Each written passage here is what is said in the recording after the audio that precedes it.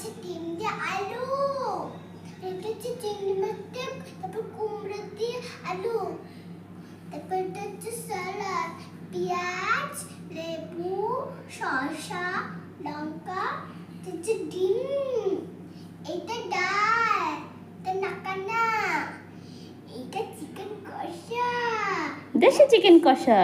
দেশি চিকেন কষা, এইটা সাদা ভাত, এইটা ডিউ, ডিউ। ডিউ এটা গাছ, এটা হচ্ছে মাছের ডিম দিয়ে আলু দিয়ে তরকারি। এটা হচ্ছে চিকেন নাকানা ভাজা। এটা হচ্ছে সাদা ভাত। এটা হচ্ছে টমেটো দিয়ে টক ডাল।